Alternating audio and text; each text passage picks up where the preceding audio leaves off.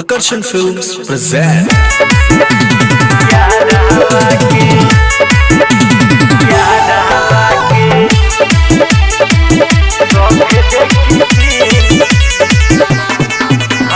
Music Jaideep Mahi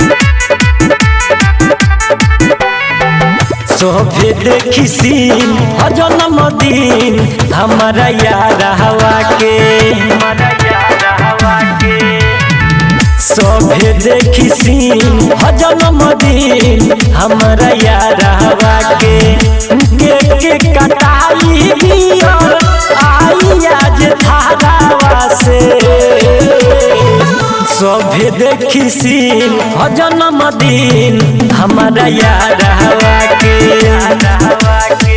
सोफे देखी scene जन्म दिन हमारा यार हवा के Recording Studio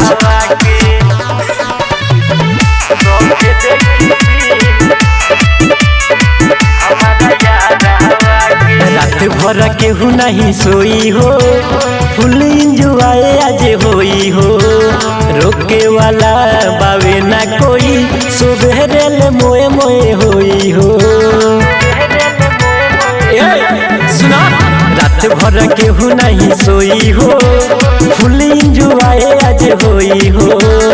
रोके वाला बावे ना कोई सुबेरे ले मोए मोए होई हो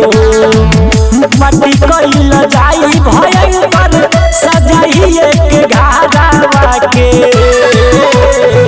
सोभे देखी सीन जन्म दिन हमारा यार हवा के सोभे देखी सीन जन्म दिन हमारा यार हवा के यार हवा के यार हवा के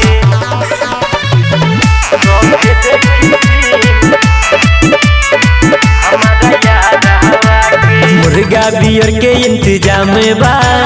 धनुष के आ जाई है काम बा गोलू सोना जीवी अंकित के संगे होई खागा चाके तनो दाम बा मुर्गा बियर के इंतजाम बा धनुष के ये आज काम बा गोलू सोना जीवी अंकित के संगे होई खागा चाके तनो दाम बा गाई तोड़ टुन टुन लेके घूमल जाई कारावा से सोभे देखी सीन जन्म दिन हमारा यार हवा के सोभे देखी सीन जन्म दिन हमारा यार हवा के Recording Studio Narkatiyaganj